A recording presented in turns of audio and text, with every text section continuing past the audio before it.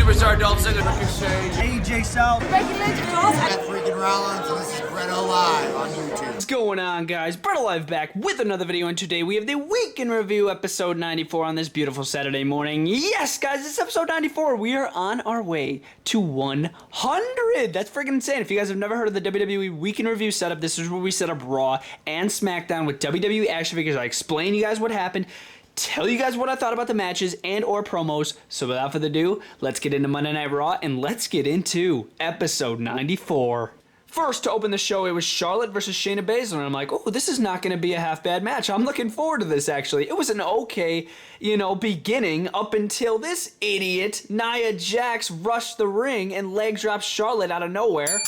The bell goes off. I'm like, oh, well, there's a disqualification. That was pointless. But then somehow it turned into a six-man tag team match, just a bunch of beating the crap out of each other. Mandy and Dana coming out to save Charlotte. So it turned into a six-man tag, and then it was Lacey Evans, Nia, and Shayna versus Charlotte, Dana, and Mandy. It was an okay six-man tag team match. In the end, a little weird. Nia Jax slammed the crap out of Dana Brooke. I don't like Dana Brooke, but that doesn't mean you should slam the crap out of her on the mat and give her maybe a concussion. Honestly, I'm no joke. If you guys didn't see it, make sure to look back at WWE's YouTube channel.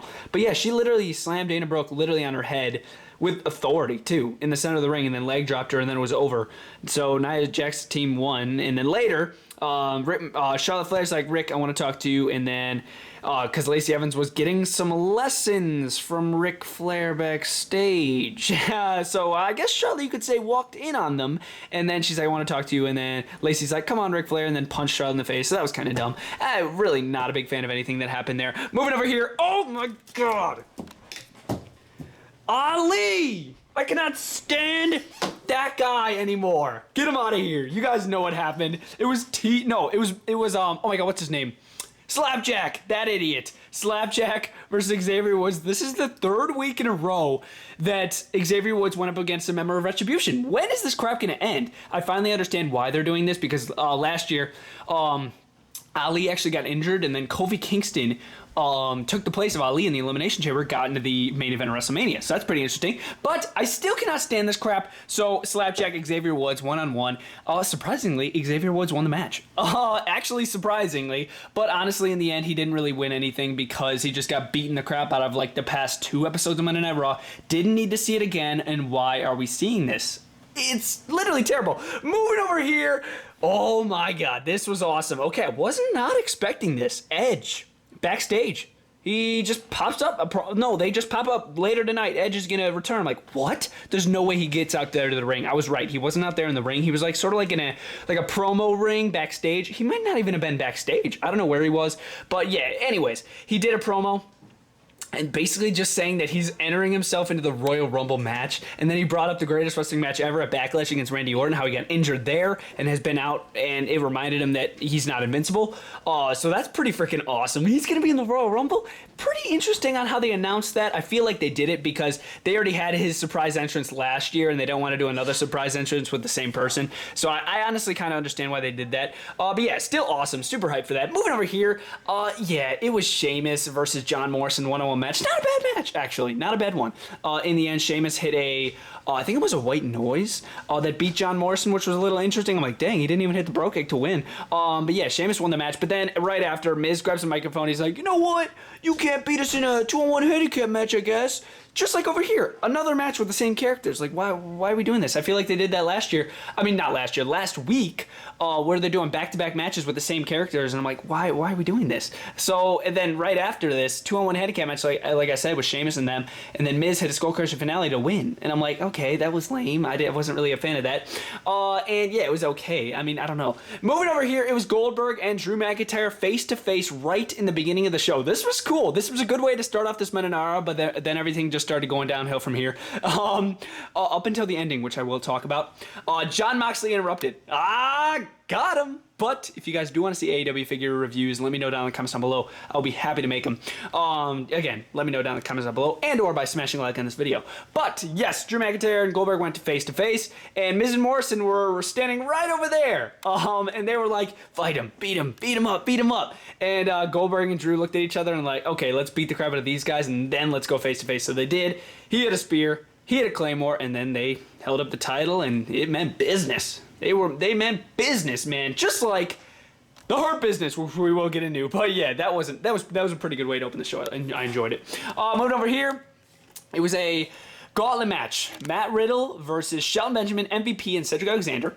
If Matt Riddle wins, he gets an opportunity again at the United States Championship against Bobby Lashley. This was an okay match. I like the storyline going on with the Hurt Business. I don't think it's half bad. I feel like when they come out, I'm like, oh, it's kind of gonna be boring. But in the end, I normally enjoy it. But yeah, this wasn't bad. Cedric Alexander and Shelton Benjamin still having their differences, man. Basically, the reason why Matt Riddle won was because Cedric Alexander's so cocky, and he made MVP get eliminated and Shelton Benjamin get eliminated. But then in the end, Cedric Alexander ended up getting eliminated by Matt Riddle. So that was pretty crazy. So Matt Riddle's going to get another United States title opportunity. But then as he was escaping, Bobby Lashley just locked in the Hurt Lock out of nowhere. I'm like, oh my gosh. And they took him out.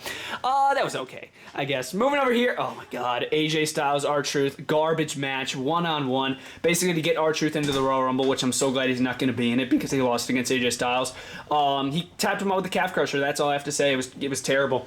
Moving over here. This was cool. I wasn't too fond of Alexa Bliss and Asuka going at it again week to week in the main event. I feel like we're seeing the same things week to week. But yeah, Alexa Bliss, Asuka, Raw Women's Championship. And by the looks of it, at the end, I'm like, oh my God, Alexa's gonna win. She can't lose this. She's getting her brand new Fiend character, and she can't lose. But then I forgot about Randy Orton. I forgot about him. I couldn't believe it. I forgot about him. So Alexa Bliss looks like she had the mandible claw locked in, and then Alexa Bliss just looks up at the camera, and somebody's behind her. Scared me a little bit. I'm not going to lie. Scared me a little bit, and Randy Orton's right behind her. Turns her around, boom, RKO, and then you can see like the burnt flesh on Randy Orton's face, or AKA, my guys at Wrestle Talk said Randy Orton looked like he just had a pizza. Like he engulfed his face with a pizza, so I thought that was hilarious. Thought I'd add that. But yeah, he RKO'd Alexa Bliss, so that's definitely going to set up for the Fiend return, I honestly think. So that's not half bad at all. Pretty cool. Other than the match, I thought the match between Alexa and Asuka was boring, but Randy Orton interjecting was pretty freaking awesome. But yeah, guys, Raw was just okay. In the end, I'm going to give it a 6 out of 10, just because they announced some pretty good stuff, and there was some pretty decent moments, but a decent amount of it was boring, not going to lie. But yeah, guys, now we're going to jump into SmackDown. Moving into SmackDown, it was an okay show.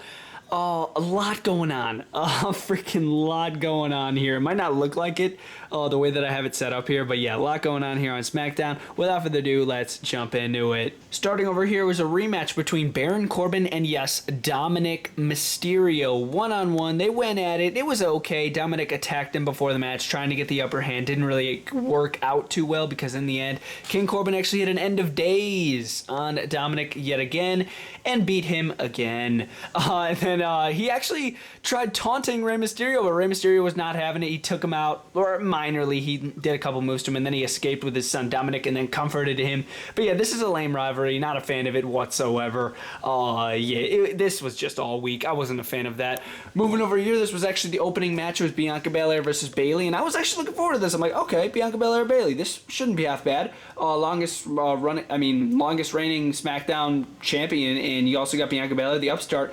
And I'm like, okay, this is going to be pretty good. It was really lame. It was really, really boring. Really boring match. I feel like they just threw each other around, threw punches to the back basically the entire time. Yeah, I just could not get behind this match whatsoever. But in the end, Bianca Belair hit the KOD, the Kiss of Death, to Bayley, and then pinned her 1, 2, 3. Again, I thought it was boring. I wasn't a fan of it whatsoever. Favorite part of the show right here. This was awesome. I don't know if you guys remember, but Samoa Joe and Brock Lesnar did something very similar.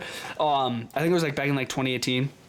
But they were like on like a video call in separate rooms backstage, and they were doing the same. Holy crap, that Roman Reigns head scan looks so real. But yeah, Roman Reigns and Kevin Owens, they were like on a video call, but they were in like the same arena, I would imagine, and they were just they were spitting words, man. Roman's calling out like Kevin's family and all this, and then Kevin's like, watch what you say, and he just kept on just unloading on Kevin Owens, but then Kevin Owens had to unload back. Just building up more to the Royal Rumble match. You guys haven't already seen the Royal Rumble predictions, make sure to check those out. And also, the Roman Reigns review video that is also on the channel. That figure looks so freaking good. Oh my gosh. But yeah, that was definitely my favorite part of the show. I love when they do like those video call promos. I think those are really awesome. Moving over here, it was a match between, first, it was a match between AJ Styles and Daniel Bryan one-on-one.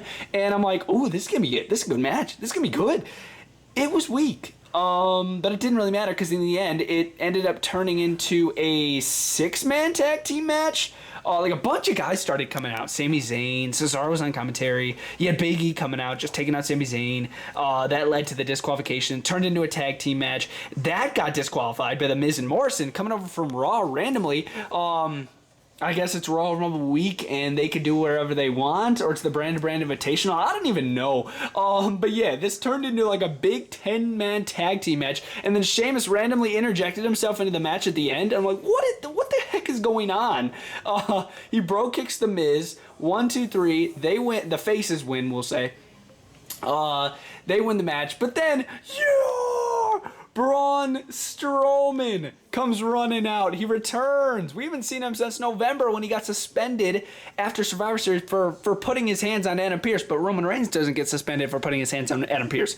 Okay, whatever. But yeah, Braun Strowman is back, and he just started just laying some hate, man. He kept on just launching people around like Cesaro. He did insane running power slams. He didn't do a double power slam like this. I'm just trying to portray to you guys like he did a lot of running power slams. But yeah, pretty freaking cool. Braun Strowman's back, and I think they were going to do a surprise entrant for him in the Royal Rumble match, but then they're like, oh man, we have a lot of surprises, maybe like Brock Lesnar or The Rock, so let's remove one of the surprises being Braun Strowman. So yes, they had him show up here on SmackDown. It wasn't a bad way to end the show. But yeah, guys, in the end, the show was a little weird. I wasn't like, I mean, it was kind of cool seeing all these guys beat the crap out of each other at the end, but it was just way too much for me. But yeah, in the end, I'm going to give SmackDown a 6 out of 10. I thought it was just okay of a show, and I'm still really looking forward to the Royal Rumble this Sunday. I'm like super looking forward to that, and definitely right after the show on that Monday, I'm going to be dropping a full review reactions of that show, so make sure to stay tuned for that. And I really began to enjoy this weekend review. Let me know what you guys thought about the shows down in the comments below. See you guys next time. BrettO Live